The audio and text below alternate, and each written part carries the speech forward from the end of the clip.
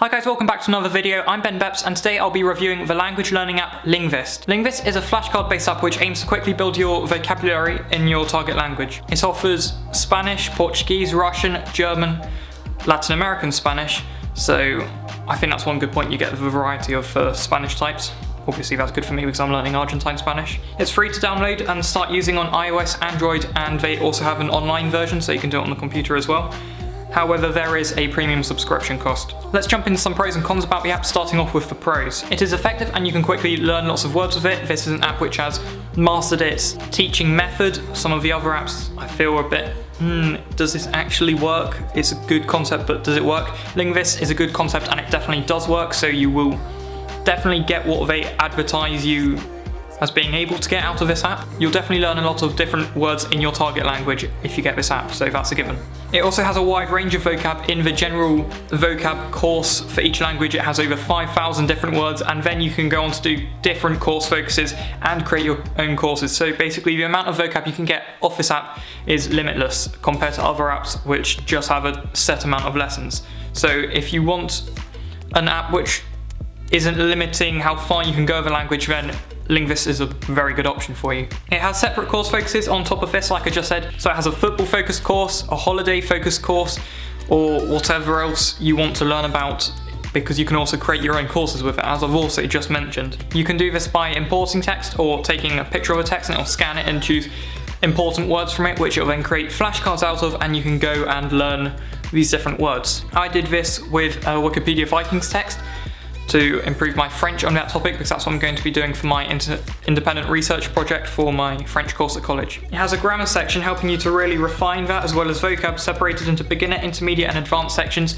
so you can, as well as learning the vocab and language, you can go and, there's a pigeon on my window, you can go and review different grammar sections which maybe you've already learned on another app or etc, and then you can go and review it in Lingvist and make sure you know what is going on with that type of grammar, if you know what I mean. It also has challenges in your target language, such as reading and listening, etc. So this is good, it's not just flashcards, obviously it's got a grammar section like I said, and it also has challenges, so this will help you to review what you've already learned and really put your learnt language into use. It has separate European and Latin American Spanish courses. As I've said, it's useful to me because I'm learning Latin American Spanish predominantly.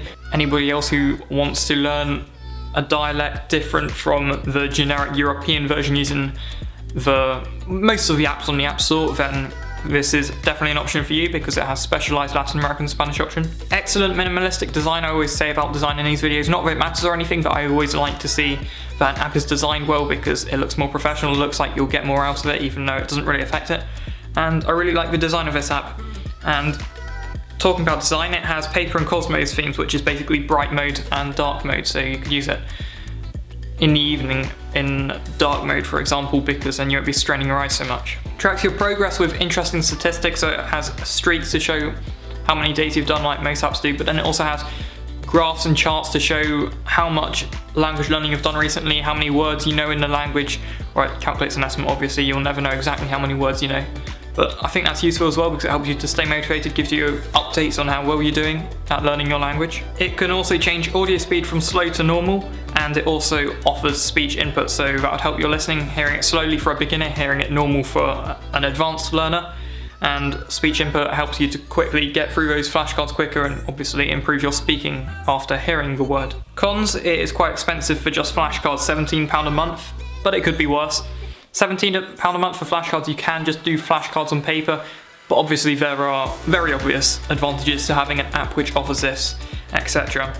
However, I think £17 a month is a little bit too much. I'd probably price it about £7 a month, so £10 cheaper. However, it could definitely be worse. I've seen worse apps charging like £25 a month. If you are really keen on learning your language and you think this is the kind of app you'd go for, I would spend that £17 if I were you. New users get a level evaluation, but this can be a little bit off. So that's both a good and a bad thing. If you're new to the app, but you aren't new to the language, you can test into the language and it will give an estimate of how far you are into that language. So say I've been learning Spanish for 2 years, I tested into it and it said I knew about 3,000 words in Spanish. I think I know more than 3,000, so it's a little bit off, but at least I don't have to relearn those first 3,000 words of the language, if you know what I mean.